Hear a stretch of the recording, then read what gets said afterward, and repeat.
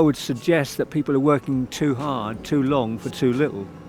And with a shortage of housing and a cost of living crisis, that combination is bound to have serious mental health effect.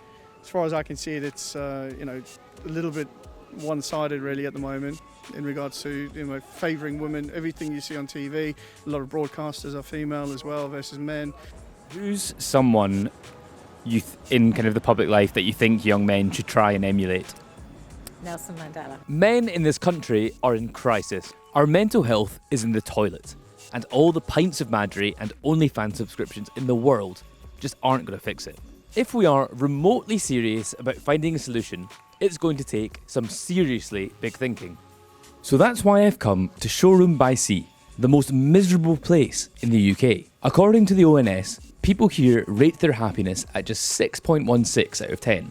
That's a fair bit less than the national average of 7.39. So people here must know a thing or two about how to cope. I'm here to find out if they've got any bright ideas about how to cheer us all up. That's why I'm in Shoreham to ask, how do you think we fix men's mental health? Even though we're in the 21st century, they still feel that it's somehow unmanly to display any kind of difficulty. I mean, I think it's a good thing that women have got more equality, and that has obviously helped me in my career and what I did. But I think in some ways that has maybe made men feel not as needed as they might have been in the past, because women are so independent, and I think that's a good thing. But I think you need to get a balance in a relationship. So I guess there's a lot of attention on women's health. When you look at, I'll just throw one example, like men's testicular cancer. 1 in 3 people die of testicular cancer versus a woman. There's not many women dying at that rate.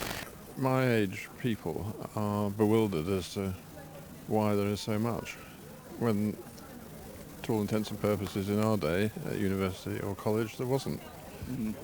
There might have been, it might not have been obvious, but I really don't have an answer to that.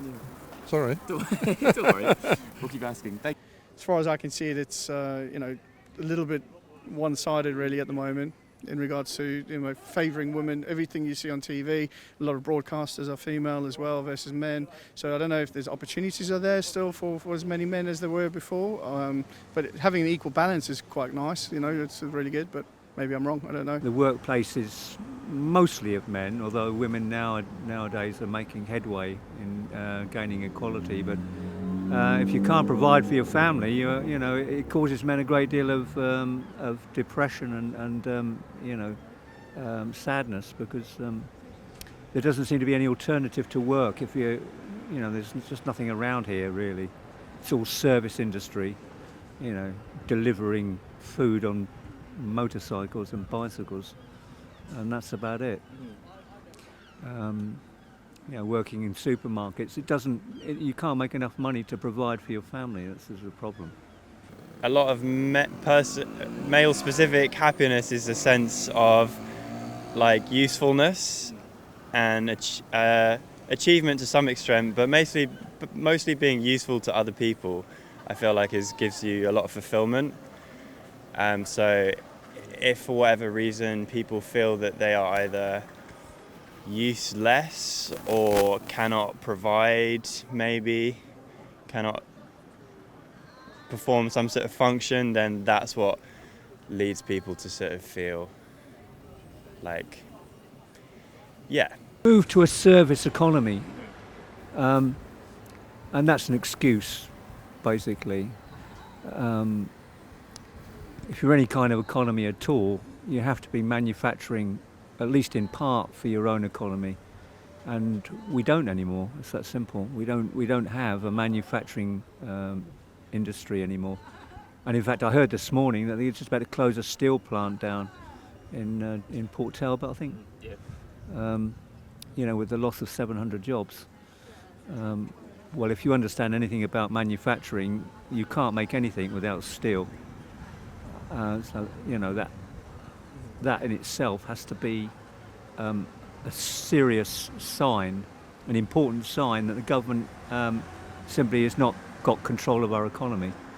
If society is causing a problem in mental health, you can do the best to alleviate those mental health problems by therapy for the people, or drugs that can help with mental health problems. But at the end of the day, if a societal situation is causing people to have these mental health problems, they'll keep being caused and you'll keep treating them. Whereas if you can set up a society that causes less mental health problems, then obviously that is the better scenario. Masculine identity is quite hard because there's no fixed idea anymore. It shouldn't be really, but it's very difficult for young men to have role models. Particularly if you have no male role model in your family. I'm a widow, but I've made sure that I have put very strong male characters in the frame, and I think that's important. I can't judge, obviously, women who are on their own. I couldn't judge that. I wouldn't judge that. But it's very important to encourage boys and young men to go and find their goals and seek some sort of clarity about their direction, really. Who's someone in kind of the public life that you think young men should try and emulate?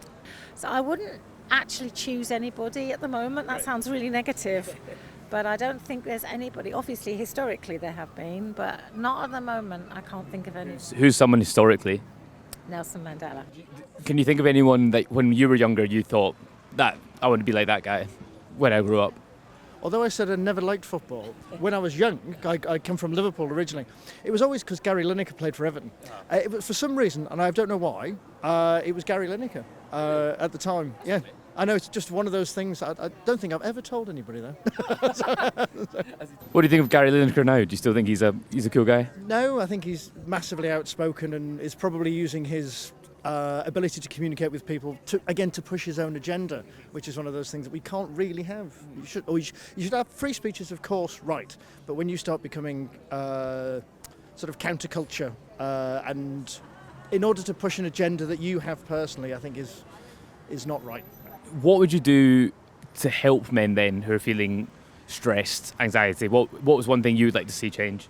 Well, I think more awareness about certain things, like letting men talk more, I think is important. Having you get those men badges as well, so letting people know it's okay to speak up and talk, and having maybe groups for men to have certain discussions, whether it's related to family life or whatever. But it is very, very sad to see so many men killing themselves at such a young age, more so than women, and I think it's like 3 times more than women. So there is a problem in there.